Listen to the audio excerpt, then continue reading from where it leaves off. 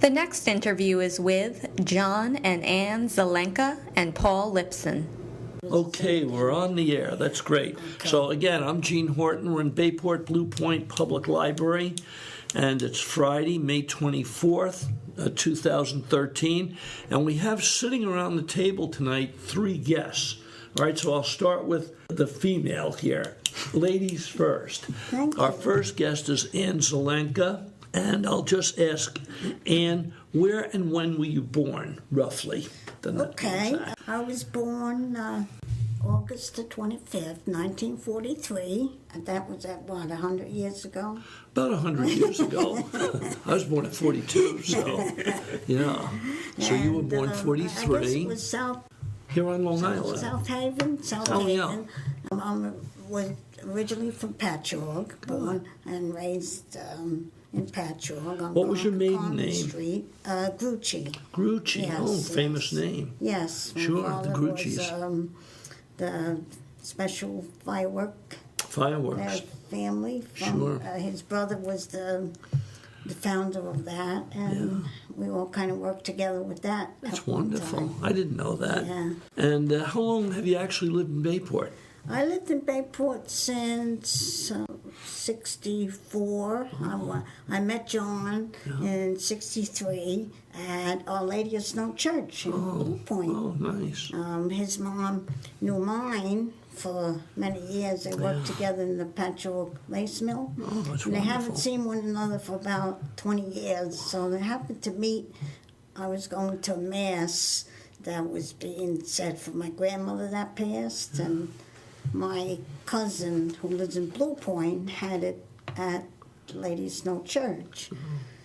So we're going in, and his mom was coming out, and my mother and her recognized one another after all those years. That's coincidence. Yes, yes. Wow. And she says, "Oh, you gotta meet my son. Gotta meet my son." And I got to meet him at that time, and it was love at first sight. Isn't that wonderful?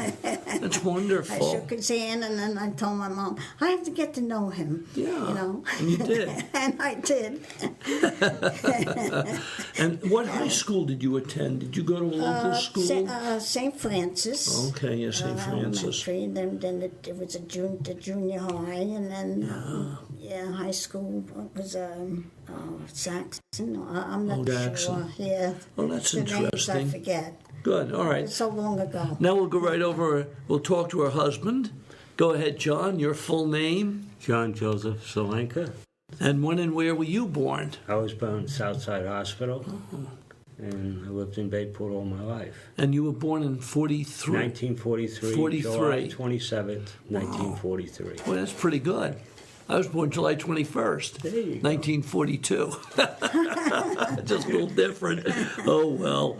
And where have you lived, John, over the years? You're Originally, I lived in Howell Court, Oh, yeah. which is off Middle Road, Right. next to the old post office. Then that was 1943, 44, until 1955. We moved to Kensington Avenue, 260 Kensington Avenue. Right across from Arthur Stewart, and then Stewart sold it to Eddie Hodak, which has the liquor store.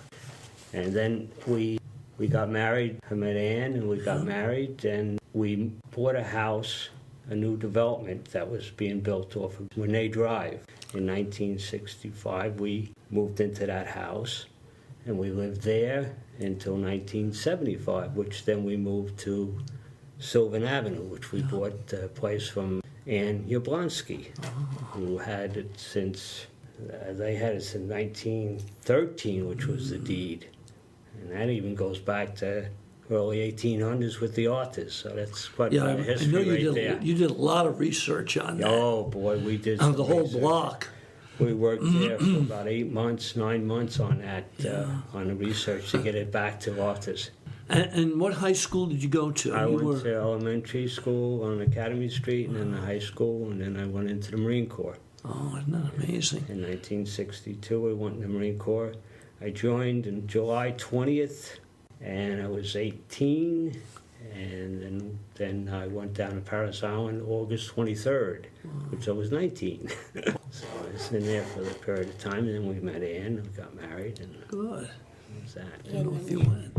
And then our third guest here is Paul. Go ahead, Paul. Give us your full name. My name is Paul Richard Lipson. And when and where were you born, Paul? Southside Hospital, I guess everybody was in those days. That was our nearest hospital, I think. Yeah. There was no Brookhaven. Brookhaven didn't exist. No, you had to go down to Southside. And when were you born? What year was it? October 19th, 44. 1944. Wow, it was during World War II. Yeah. And where have you lived, Paul? Well, I used to live next door to John on Howell Court. And then I guess probably when I was around maybe a couple of years old, I really don't have any remembrance of the house. I mean, I remember going over because John was my friend throughout life, so I remember playing over John's house. And I don't remember if I ever lived there. I can't remember ever the inside of the Howell Courthouse. I must have been very young. But then we moved to Kensington Avenue. Right on the corner of the second, right behind Jerry Gerard's house, if you know where Jerry Gerard lives. And then on the other side was Ivan West, lifelong, everybody knows. He was into old cars, wasn't he, Yeah. Ivan? Yeah. Yeah, a great character. Now, is he still around, Ivan? No, he passed. He did. He passed. Oh, Yeah. that's too bad. I'm sorry to hear that. Yeah. And then I had I used to, what happened, we lived in Kensington Avenue until around 55. Then my parents moved to Lake Grove until 1962. Then they moved back to Blue Point. They bought Joe Saddam's old house right in that, Oh, yeah. where Dietz lives now. Right where the Dietzes are. And That's a nice house. oh, it's a beautiful house. It's so Beautiful nice back house. there. It's very quiet. You know. That was the old gatehouse, I think, Right. into the estate. Yep, exactly. Beautiful. Just Then I had grandparents that lived on Oakwood Avenue. And yeah. so even when I was living in Lake Grove, in the summertime, I used to come back to visit. Oakwood Avenue. And then I was right next to the Barretts, so I became good friends with the Barretts, Kenny and Donald and Rich. So that was great. That's pretty good. Well, all three of you have good, deep roots on Long Island and certainly in Without a Bayport doubt. in this area. That's pretty good. And did you also graduate from Bayport High School? No, I graduated from living in Lake Grove. That was part of the Middle Country School District. Right. So I had graduated from Newfield. Oh, Newfield. Yeah. And then I joined the Marine Corps in '63. Wow. And the funny story to that is, I had gone down to join up in Bayshore and sign on the dotted line. Make a long story short, they shared the place with the Navy recruiter. So I had gone down to sign on the dotted line, and the Marine Corps recruiter wasn't there. So I asked the Navy guy, "Where's the?"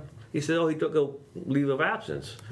So make a long story short, I was waiting in between week and happened to run into John, which I hadn't seen in a while. We had lost contact. And the funny thing is, the story to the Marine Corps with us is when my cousin was in the Korean War.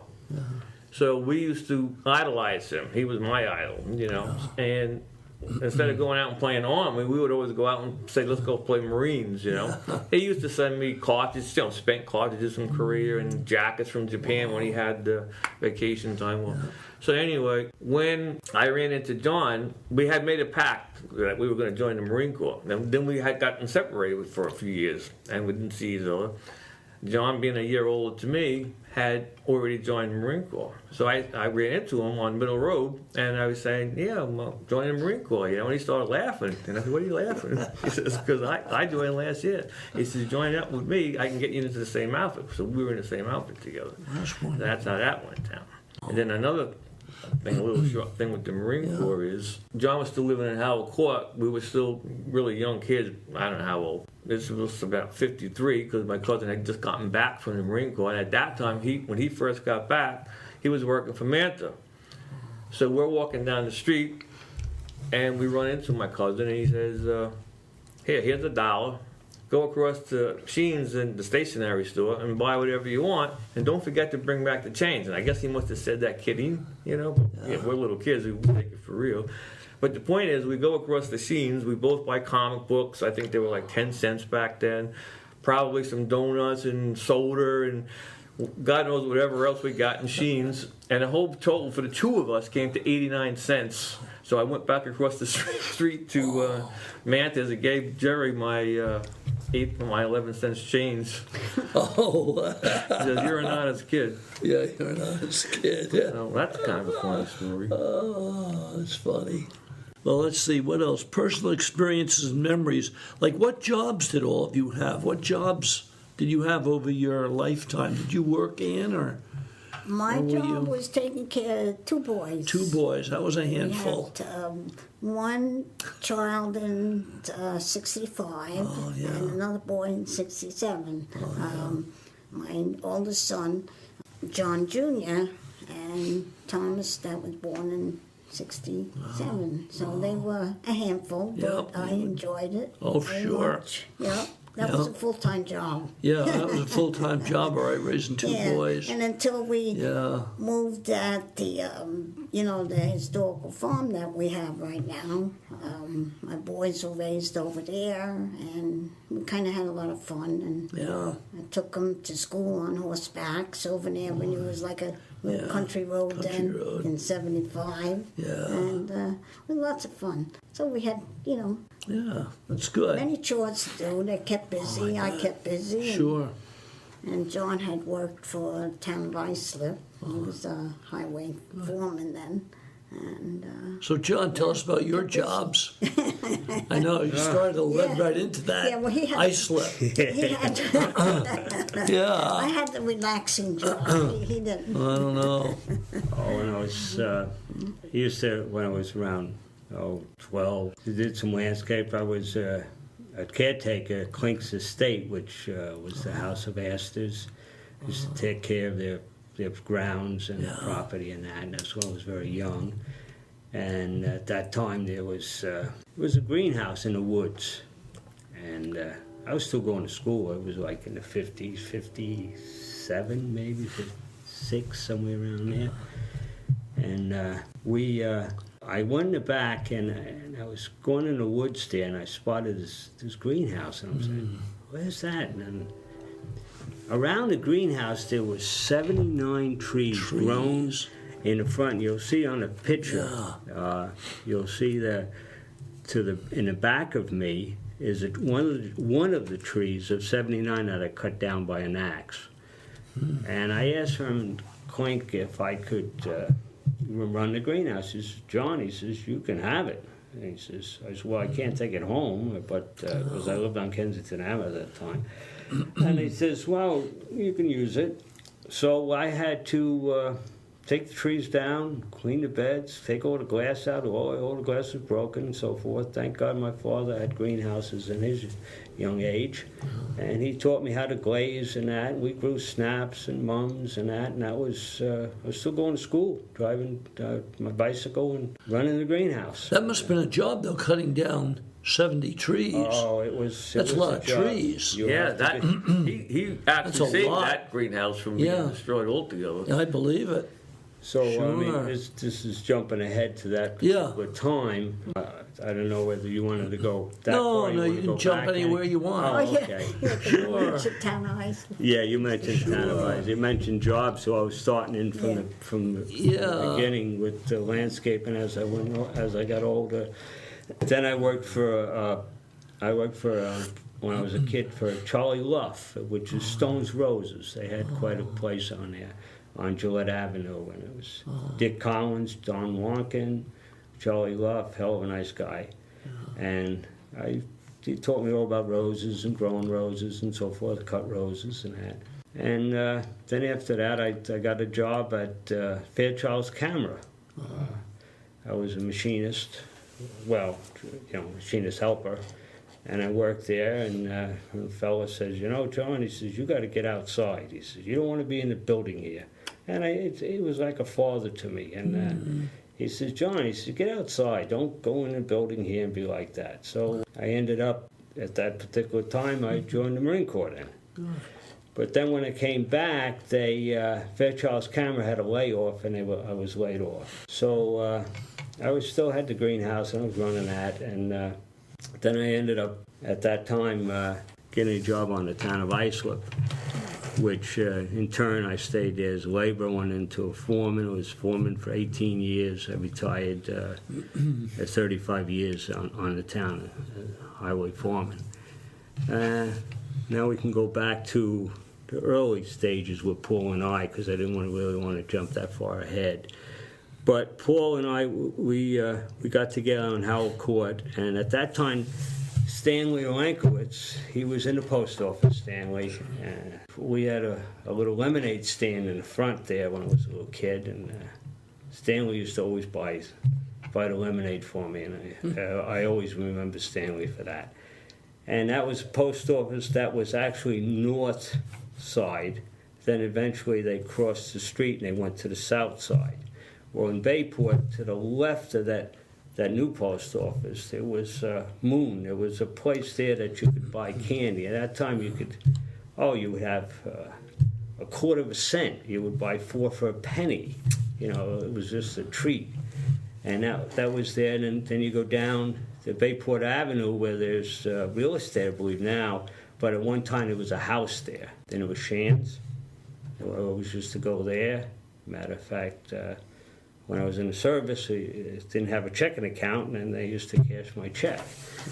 And we had, it was Bill Stewart, which was Arthur's brother, had a plumbing supply there.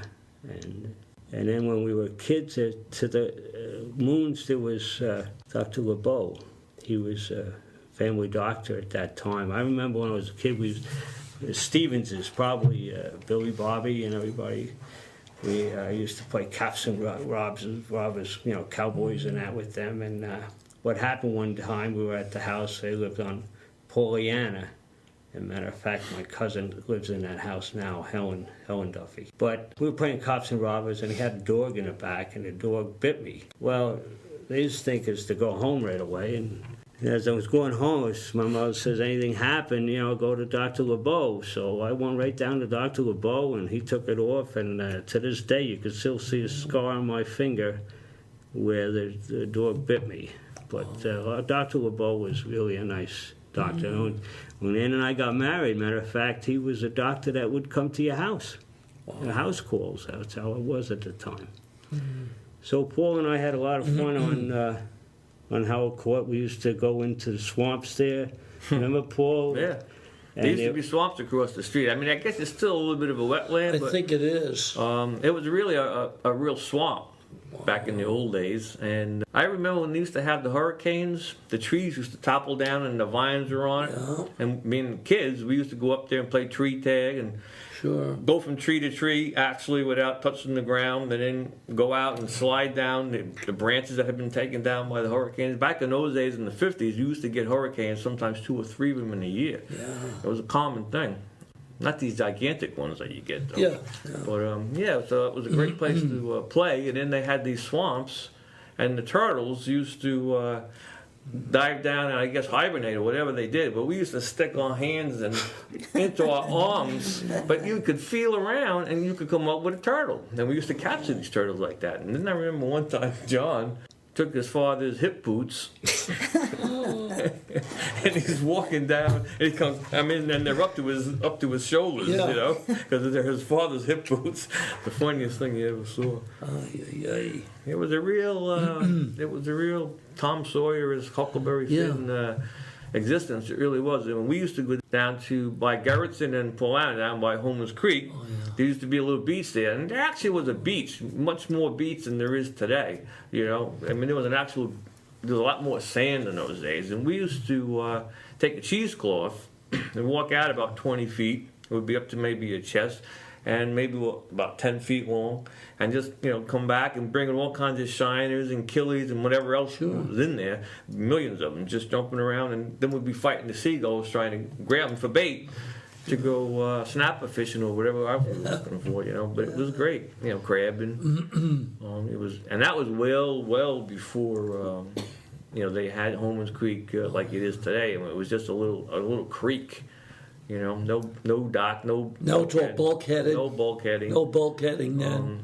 That was great too. And the main beach at that time was actually you go down Gillette Avenue and Fairview Avenue, go down the end there, and that beach was at least 20 to 30 feet of sand, at least, or more. Not today. Gone. And to the Gone. north was a convent. The nuns used The to. nuns, right? They used to. That was nuns. their retreat. Yeah. Right to there. And I remember when we were kids. I mean, the bay used to freeze solid. Wow. And then, and as a thought, it would bring these big mounds of ice. Ice. And I remember my mother used to, Johnny, don't you climb up there. And Johnny's got to climb anyway. You climb up there. And I used to have so much fun. I mean, it was tremendous. I remember cars even driving on it. Because it was so cold during the winter that everything was frozen solid. There used to be tankers coming into Patchwork. And there was a And they had tanker. the oil terminals. Yeah, the oil Patchwork. terminals right. at that time. They don't do that anymore either. No more.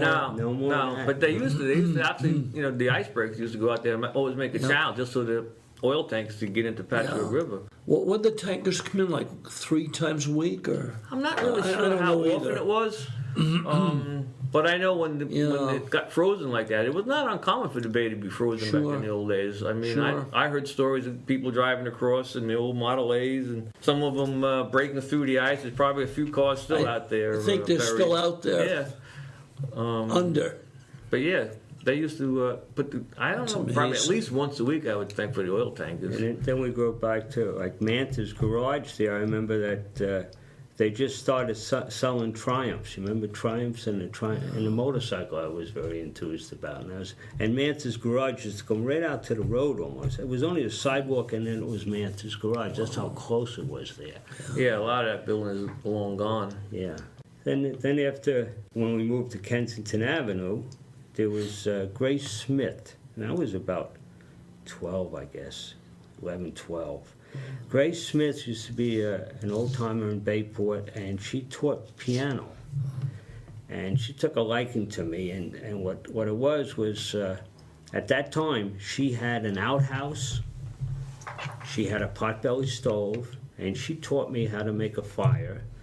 And then later she says, John, she says, you come over and you empty the ashes and I'll give you a quarter a day. Well, that was big bucks at that time, a quarter a day.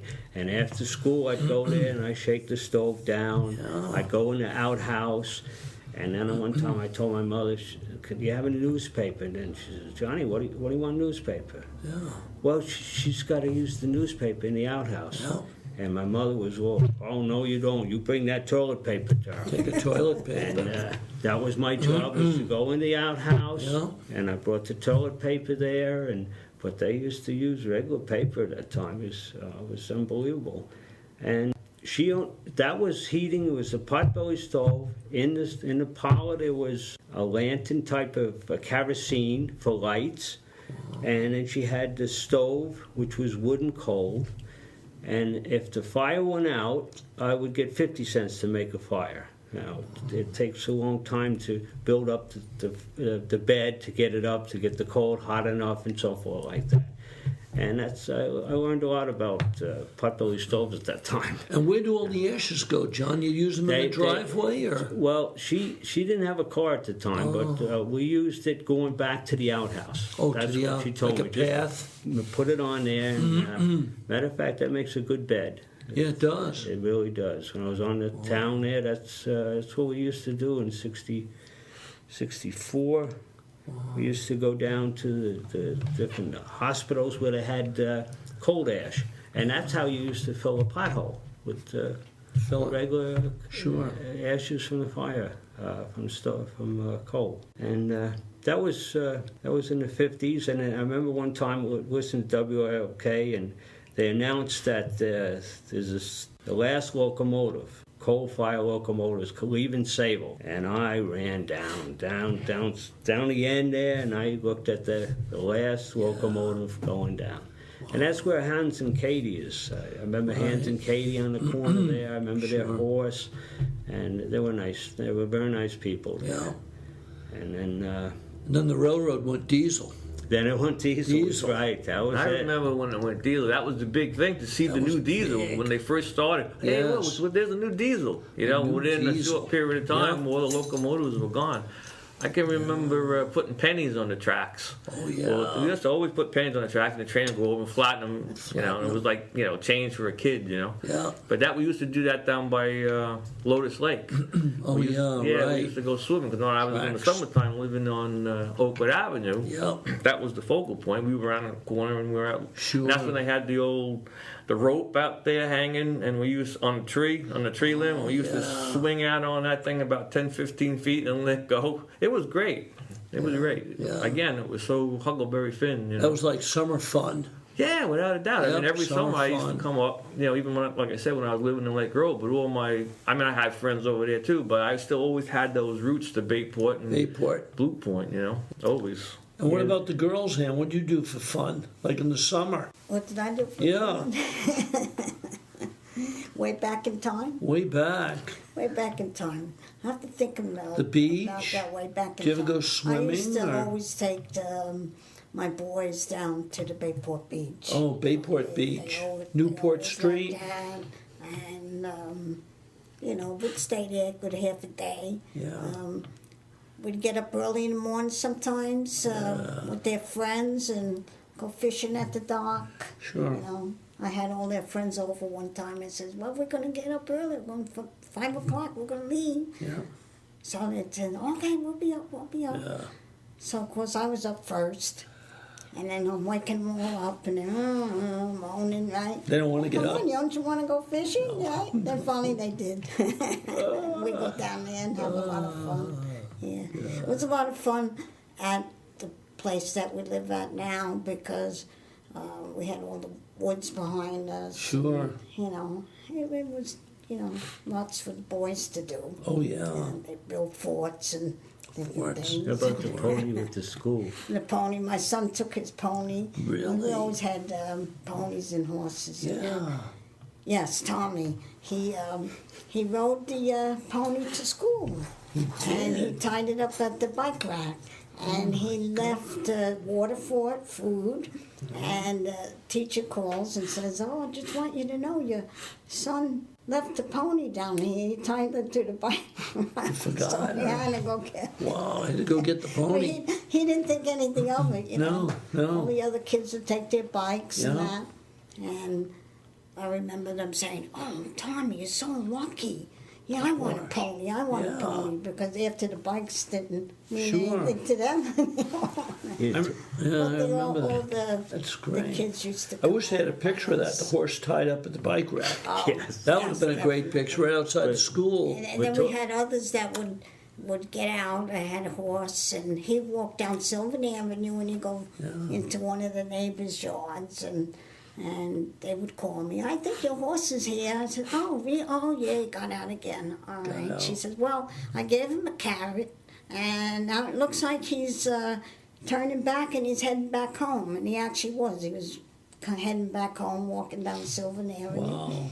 And He knew where to go. he knew where to go. He didn't venture the Montauk Highway. It was cute. Yeah, yeah. But that, going back in time there, I would say for every 10 houses, there had to be two people own horses. There were a lot of horses. There was a at that lot of time. horses Yeah. at the time. Bayport, Blue Point, all down Gillette and Fairview, Ocean, Horses. horses. Yes. Yeah. It was, Even on Bayport Avenue was horses. Now we we only had see John horses in Schroeder. one house. Just the corner of Gillette and Railroad Avenue. There's a yes, horse there. Yes, That's the only right. horse Yeah, that I know of. yeah. Well, we have A friend of pony, mine but- lived in that corner house. Did they? Yeah. It's an old house. Yeah. She bought it and they're fixing it up real nice. Yeah, and they have a stable there, a barn. We used to have on Kensington Avenue. Was John Schroeder had a horse.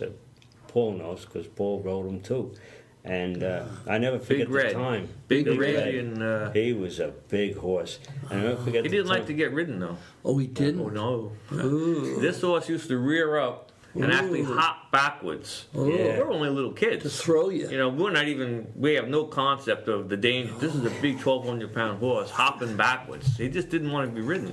No. And I remember he could be mean, you know. I mean, yeah. he had one in the corral. He had one tree with a branch hanging out, and this horse would actually you'd have to fight the horse because he would try and get you knocked off. Horses are not stupid, No. you know. And I remember one time going underneath that. You know, I couldn't get him away to go where I wanted him to go because it's just not strong enough. And I ducked down to go, you know, underneath the tree branch. Missed And I the remember branch. cracking my tooth on the horn of the. Oh yeah. The Now, saddle. were you in a saddle at that time? Yeah. They would have a saddle. Yeah, when I was I didn't know it Western was just saddles. bareback or what, but You know, you hold on for dear life when Hold he was on. rearing backwards. Yeah. And then he would always want to go to the right because that's where his corral, you know, that's where his barn was. And he always wanted to get in and get out of the Yeah, corral. You know, yeah, you have yeah. to fight him getting around there. But how old? Like really young kids, and but it's a memory that stays with you. Oh, you know? yeah. And Yeah, I mean, if I 12, would have 13. probably said to anybody, "This horse rears up and tries to hop backwards," they would have said, "Well, what? Get off him! Don't Get ever off ride the him again." horse. You know, they had no idea. I remember one time John was putting the saddle on him, and I was on the other side of the horse, and he's tightening up the cinch, and you know. The saddle's up on top of the stirrup is on top of the saddle, and he throws the stirrup over, and it hits me right in the head. I'm bleeding profusely, you know. I remember going to Mrs. Schroeder in Shirley, and my mother was a nurse, a registered nurse at the time, and every time I would crack my head open, which seemed to be quite often, but you know, I remember putting my hand there, it was all full of blood. You better go home and show this to your mother, you know. It was always the same way. Then there was one time in Howell Court behind Manthur's, and there was all like, you know, tall grass, and he had some old chassis that was sitting in Keys, there, and you couldn't Model hardly A's, yeah. even see them because they were in the tall grass, and we used to jump out of the trees, you know, not to mention jumping off the garage roof with an umbrella. be a paratrooper. That was one of John's ideas. You know? Yeah, thinking that would be a parachute. You're gonna be a you know? He paratrooper. almost breaks his neck. I'm up on top of the roof, and he goes, I go, how did it work? Oh, it worked great. Try it. You know, down I go, and almost broke my neck. Didn't work. No, but misery loves company, you know. But I remember jumping out of a tree in Howell Court and landing on one of those chassis, and again splitting There my goes the head head, open. yeah. And his mother was the same. I think you better go home and let your mother see this. So every time I was coming home, I had these big gashes in my head, which probably accounts for some of my doings today. You must have told your boys that story about your brother at one time. Did you tell Johnny and Tommy? Oh, yes, yeah, Oh, it's when we were because kids. just what Yeah. they did, Johnny and Tommy attempted. They did it I too. remember they were with these On umbrellas. Sylvan Avenue? Or, Yeah, on yeah. Sylvan Avenue. They were Yeah. up on the old barn, and you know, and what are you doing? Well, we're going to parachute down. Yeah, Now right. that John's talking about that That's gonna story, work. Looks like it might work in theory, not too good in reality. No. history repeats itself. Yeah, right? it does. Everyone wants to try it. And then talking about Big Red, there was, Oh, the horse. too. Horse. one time what did we get, how many horses was there Oh, it's a delivered? friend of. No, It was a friend of mine, but they were- We were so happy we had a lot of property, and I said, "Oh, we have to get some horses, right?" And so he pulled up with a trailer one time. What was his name? We called him Big Ed Rysdak was Ed his name. Rysdak. Yeah. Used to call him Big Ed. Yeah. He was a big guy. Yeah, he was Nice. 6'5", so he was a big guy. Yeah. So one day he pulled up in front of our house on Sylvan, and he Sylvan. says, "Hey, Annie, I got your horses for you," right? And John looks at me, and I look at him, right? And here he's taking time out of the horse trailer. And you Two didn't expect ponies, this. We weren't prepared. You weren't prepared. Two ponies gee. and one big. Big Red horse, we Big called Red. him, Big Red. But there was an old barn still on the property. Oh. Which we realized, oh, maybe we could put him in there, you know. But then we didn't have any fencing, a corral around it, so John had to quickly make up a a fence with some old greenhouse. Yeah, we had that one Yeah. greenhouse that was back in the 1800s. The Arthur House. Yeah, the Arthur House we called, and that collapsed during a snowstorm. And I had all the bars, and actually I made the corral So with made the the greenhouse corral. bars. And the horse was very skinny in that. I never forget we used to ride him and go down Gillette Avenue and so forth. And as we were having years going, later, he had a little bit Yeah, 'cause more they weight really- on him. really And like he rescue. had a bad habit of once you hit Sylvan Avenue from Gillette, you hit Sylvan Avenue. It was hard to hold him back. I mean, I don't care how far you pulled back on him. He just wanted to get home. Well, the thing was, no problem. You go right into the barn, and I had no problem all the time, and then I got off. But as he got heavier, I didn't realize it, and he was heavy. And man, he went in that barn and he just knocked me right off. Like if you see it on television, you see a guy going into a barn, and I had my knees must have been hit the corner, and it just took me right off the horse. Boom, right down on the ground, and that was it. And That hurt. Yeah, and the funny thing, what Ann was telling, we had a rooster one time, and Ann was saying to me, she says, "You never know what happened. You can What, the rooster? the rooster when you had Sonny. Matter of fact, the quarter horse that she had was named Sonny, and that's actually why It actually was Sunshine. Sunshine. We called it Sunshine Shop now on Sylvan Avenue. Shop. But she has a story about Sonny. Yeah, I think it was a cousin said, would you like, I have a rooster, would you like him? And of course, we have plenty of property that we could have things like that. And I said, okay. Well, he ended up being the meanest rooster Was he a mean I rooster? ever came across. Really? In fact, really the first rooster I ever came across. Wow. Yeah, you go out there and you feed him and they go chasing you. And I mean, he was full grown. And I tried to be nice to him. Okay, you want to eat? You want to eat? Okay, going in the pail to get his food. And all of a sudden he jumped and landed, on my back. And I got knocked over. And I'm laying on the ground and I'm looking, and there he is, and he's looking at me. And I said, uh-oh, he's ready to come again. So I Yeah. quickly got up that time, remember? I think I grabbed a shovel. I grabbed the shovel. I swung it. Yes. I happened to swing it and got him a little dizzy there for a while. So, Well, and didn't never had horses before, and so I was teaching Ann how to ride and so forth, and she was practicing in the back and riding. She loved that horse. And what happened, she says, I'm going to take him on the road. I says, oh, great, down Sylvan Avenue. I said, yeah, no problem. So she's going down the driveway, and she goes on the street, and she turns around and comes back. So she turns around, goes back, tries to get back out again, comes around. She says, nah, Sonny, he doesn't want to go on the road at all. I says, no, he'll go right on the road. So I jumped on him, took him down Sylvan, come on back. I said, you know what it is, hon, is that the horse knows that you're not ready, and he's not going to go on that road. He's smarter than what you think. So I said, just go in the back and practice, and you'll be all right. And it was maybe a week or two, and she got her riding habit on and everything. She says, I think I'm ready. And boy, she just went down Sylvan Avenue. After that, she used to take the kids to school right down Sylvan Avenue. It was one time. Montauk Highway. Well, down Sylvan Avenue to the elementary school. Oh, to the elementary. To the Okay. I elementary thought you were school. going down to No, to the elementary school. And down Sylvan, there was a fire. hydrant. No, not a fire hydrant, but alarm. an A whistle alarm. or so. Oh, yeah. And Ann was saying that she took him down, and she just happened to be there at that particular time it went on, and it veered off. And no, you he can tell. was good. He just kind of jumped up on all fours. Yeah. And all the traffic stopped and everything. And I was still on him now. Oh, I gee. thought, yeah. That I reminds me said, of you a all right? You story. all right? Yeah. I was still on him, yeah. There was a time my aunt and uncle used to live on Garrettson, Oh, yeah. right opposite that little side street that takes you into Holman's Creek. They lived in a house right there. And anyway, across the street, neighbor had a horse. Again, horses everywhere. And they had a side piece of property that was just an empty lot, hadn't been built on. And the neighbor had the horse grazing on the property.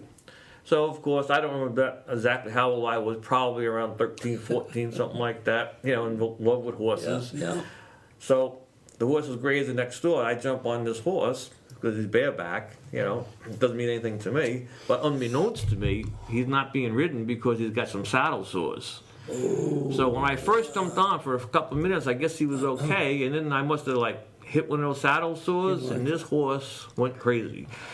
I was holding on for dear life. This horse is balking like you see on television. I'm hanging on for dear life, you know. Then my uncle comes running over, you know, and he's trying to grab him in the front and calm him down, and I'm bailing out because I can feel myself. I don't know how I lasted on that horse as long as I did. I was just hanging on to the mane, you know, and squeezing him, you know.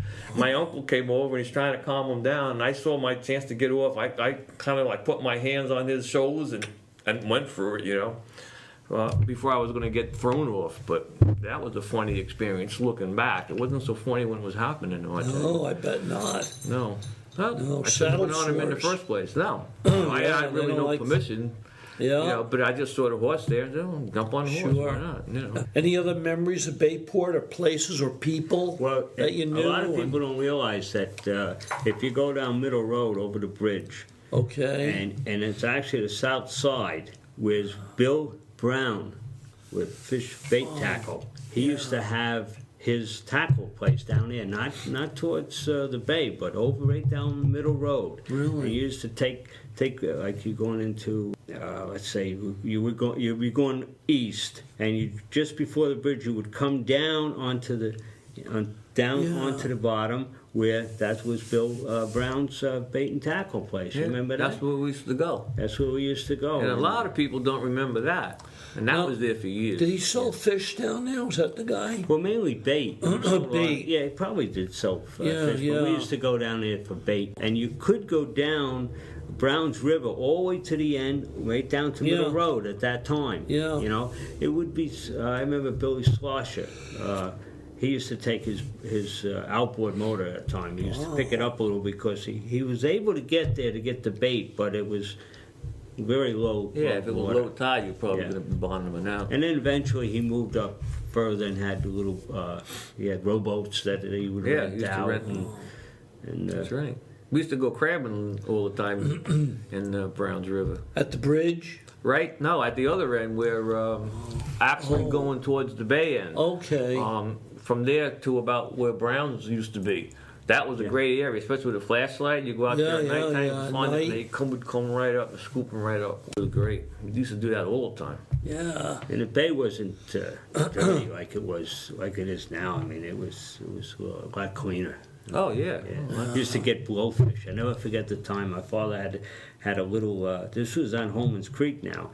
He had a little rowboat, and at the end he had the rowboat. We used to row down to the middle in the canal itself, and my father loved the blowfish. He says that chicken of the sea, he used to tell me. Yeah. He used to cut it off, and just the tail end was what he would have. And one day we were catching so many blowfish. Oh man! As soon as you put out the hook, you would grab the blowfish and come in. And as fast as I would bring it in, my father was cutting and skinning them and throwing them, cutting, skinning them, going. And he said, "Johnny," he said, "that's it. We got to go." I said, "No, we're catching a lot of fish." He says, "No, but I just threw my knife in the water." And that was the end of that. But it was amazing. We ran out of bait. It was so. We ran out of bait, and my father had left a little bit of sandwich, and we used to just put the bread on there and throw it. There was so much blowfish and so many fish, so much fish out there. Right? Oh. It was just It was- amazing. everybody went fishing back in those days. And we were kids. We had later on we had a little rowboat, and I had a 7.5-foot Avenue, and we thought nothing about taking this little rowboat, 12-foot rowboat, and go across the bay, to the other side. Take nothing Oh, of yeah. it. Then when you went over there, you'd go clamming? Yeah, or, go clamming. The water wasn't deep. Oh no, and You'd stand up. we thought nothing of it. Then he got a big engine, a 25 horsepower, That's which back in those days, that was a big engine. That was He pretty could big. actually pull a water skier. Wow. And so I inherited, or actually got the 7.5 Evinrude, And my father had a little dinghy, a little 10-foot dinghy, and I put that 7.5 horsepower, which is like a 25 horsepower today. But that dinghy was meant for like 3 or 5 horsepower. Yeah, I'm telling you. I used to take that little dinghy all the way down. I used to go all over the bay. Yeah. I remember one time me and Rich Barrett were all the way down Browns River, and it was nice and calm because you were all the way down, and it was calm going over. And I got to remember, this is only a 10-foot dinghy with a 7.5 horsepower on the back. It's only about that high off the water. Yeah. It's made out of plywood. So on the way back, you know how quick the bay can kick up. It changes. We were probably down Browns River maybe 2 or 3 hours, and on the way Sure. back, all of a sudden, gigantic waves. There's white caps everywhere. It was like, oh, are you kidding me? But, being young and stupid, you know no fear. You think you could live forever. We just went plowing through it. And I remember Rich was up in the front and the water was coming over the sides. And I'm going, Rich, grab something and bail us out. Bail us out, I'm steering it. And he's sitting up in the bow. Next thing you know, we go over one of these big waves and come crashing down. He broke the seat, went right through the seat. Oh yeah, well, I was laughing. I thought it was funny. I was just afraid that the whole transom was going to come off the back of the boat. What I if it wasn't come even rushing afraid of drowning. I didn't, because I never thought about. Oh, I can swim. I'm not afraid. I was more afraid. I just didn't want to lose the engine. Great stories. Yeah, great stories of Bayport. Anything else you want to finish up with, or Do you want to finish up? any with little it? stories you want to Yes, we include that we didn't touch on? Well, we really love living in Bayport. Yeah. I always did. Like I said, when I first met John, I had a cousin that lived in Blue Point. And when I met him, I used to go to his house on Kensington Avenue, and that's in Bayport. Yeah. And the surroundings were nice, it was, because I lived in Patchogue, Sure. which was, had the large village and That was everything. bigger. So then Yeah. you go to Blue Point, Bayport, you were like Yeah. in the country. In the country. Yeah. It really And was I country. love that. I says, I would like to live in this area. Yeah. So we did. We ended up, we had an apartment on Bayport Avenue when we first got married. Right? Yeah, we lived at 260 when we first got married. My Yeah. father passed away at a young age, And and we then we lived that Renee, I think, 9 years. 9 years, And then we yeah. bought the farm on Sylvan Avenue. Yeah, yeah. And we've been there ever since, and kept busy. That kept us busy, and Yeah. kept my boys busy, so they didn't get in trouble because they had plenty to do They at were too home. busy. And we really got enthused about finding out Good about the kids. place. That was Oh, yeah. that was something that we always wondered. How old is this house, and how long it's been? We asked Leon Yablonsky, and he actually thought that his mother had the place, but then we found out that it was his grandfather had actually got it in 1913, and then he bought the other piece of property where the shop is now in 1915. So that was really something at that particular time. And 100 then, years ago. yeah, it's 100 years ago. It's right. 1913. 1913. So Yablonsky's been here a long time. Yeah. And then it was as we were searching and we get into it, how would that come about that we actually jumped back into Surrogate Court? We got into court, and that's how we found Arthur's, which threw us right off. We had we no came across idea a at kid all. in 1901, when the property was sold, right? Right, because he died It in was sold according to a will that was in the 1800s, 1896. 1896, William B. Arthur correct. passed away Yeah. then. So, it was like, Really. one thing that. Yeah. So, But you have to be detective. You were sort of like a yeah, detective. something was driving Yeah, us and to that- continue it. And the thing is, with the history, as the more you get involved, the more you want to find out more. Yeah. And you get a little key or something, and you want to investigate that. And it's just a drive behind us, and we just kept going and going until we got to where we are now. We went pretty far. We went back to the Yeah. early 1800s, which the Sure. authors were actually the first settlers in Bayport. Really, when you think about it, that that age. I mean, that year anyway. Yeah. You know, and there's still a lot more research even going back further than that. Oh, I believe me. bet. There is. We're in England in the 17s. You know what I tried to find out in Bayport? Howell. You know the Howell building, which Yes. today is country junk, but they Yes, have the a Howell sign building. right up there in concrete, the Howell building, and then this Howell court. Who Right. was Howell? Oh, yeah. That's an interesting That's what question. Yeah. I tried. But anyway, yeah, I tried to find out who was Howell. Yeah. You don't know offhand. No. Okay. That would be interesting. Yeah. And That how would be an interesting thing to. Yeah, it would be because his name is 'Cause still it must have been prominently. somebody, yes. Yeah, it had to be somebody. Yeah, Got a that's street Howell name Court And the building. and the building. I asked, Sis and Bud down there at Country Junk, but they're curious too, but they don't know. Yeah. No. Used to be a barber shop right there. Yeah, too. half of it was a barber shop, Yeah, I used right? to- when I was a kid, Yeah. my mother used to give me, what was it, 90 cents or something. Wow. It was 75, 80 cents for a Wow. haircut that time, and Wow. used to always get a haircut there. Where Well- the dentist's office now was actually woods right there. There was no Yeah. dentist's office. And we used to play. That was Dr. Purdy there for a while, wasn't Yeah, it? Yeah. but my time it was Yeah. nothing but woods. We used to play Yeah, in the woods, ball, right. And then we tennis balls. We used to play Yeah. tennis against the old post office. And Oh, then- yeah, right. then remember when the tennis balls used to get up on top of the roof? Oh, they used to yell at us because we used to try to get the tennis balls. Oh. We had a lot of fun there. Well, that was fun tonight. I hope you Right? enjoyed it. The good old days. Good old so days. Talking about But it years was back, nice. it was very good. Yeah, Jane. it's real nice, and it's nice to preserve some of this on. Oh, it's, you know. Yes. And it'll be on our website, the library website, and no matter where you are in the world, you could pick that up.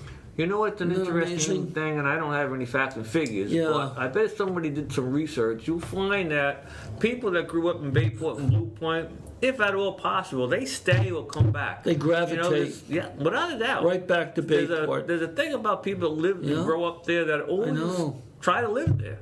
You know, I mean, long-term families. You know, I still know people. You know, Barrett's is still living there. Still there. You know, it's amazing how Yeah. people just come back and or just never leave. They regard Bayport or Blue Point as home. That's like Yeah. their. Well, it's like Yeah. my parents first moved out.